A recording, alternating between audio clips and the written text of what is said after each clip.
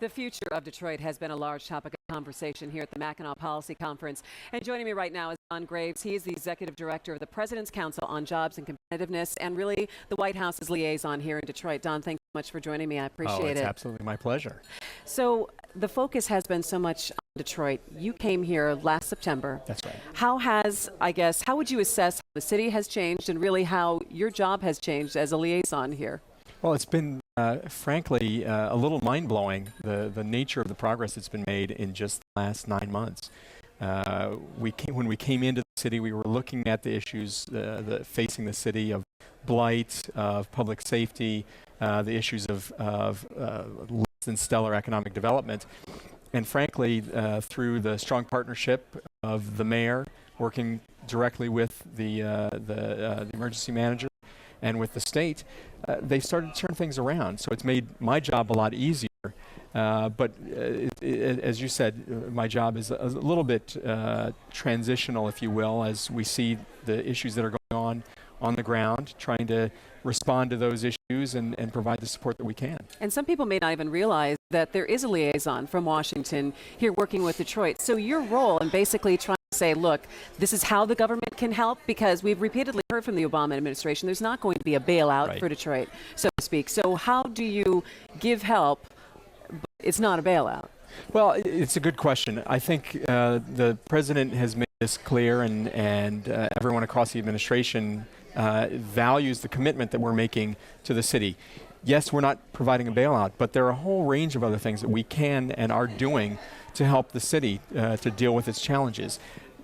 I guess most importantly, it's that we're here as a resource, that we are listening to the needs, working of the city, working with the mayor, working with city leaders, working with businesses to understand where there are problems, where there are things that they need, and to figure out things that we can do to provide technical assistance, to help give them the support that they need on grant funding to help work through the issues. At least see, here's where some of the opportunities are that the city can look for. Let's look at some specifics. I think it was back in April a report came out looking at the technology and a lot of the antiquated systems Detroit has. That's no secret that the IT is just, it needs to be brought up into the year 2014. And so how is the federal government working in that way to help Detroit?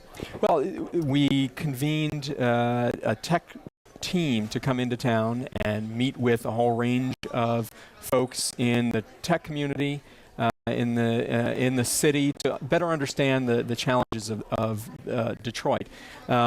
This team was made up of not federal folks, but municipal experts. These were chief information officers, chief technology officers from cities all across the country that had experienced similar types of challenges that Detroit has had.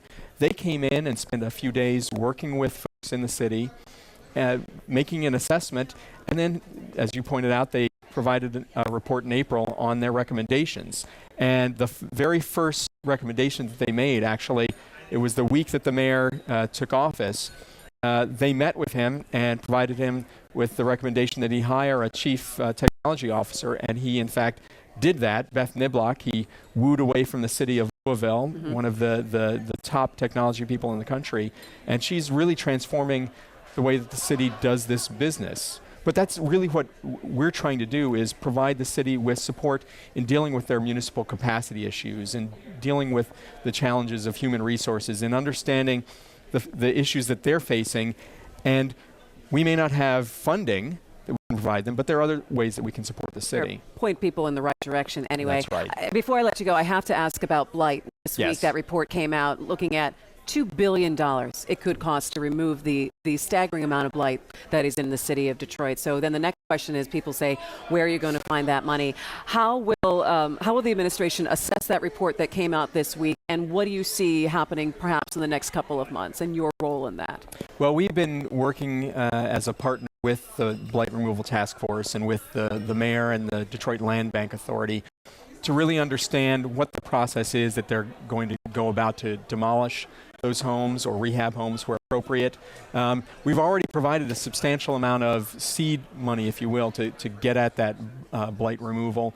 $52 million from the Hardest Hit Fund program, about $90 million from Department of Housing and Urban Development and grants that we're working with the city to make sure that they are using effectively so we don't waste money or so the city doesn't lose that funding.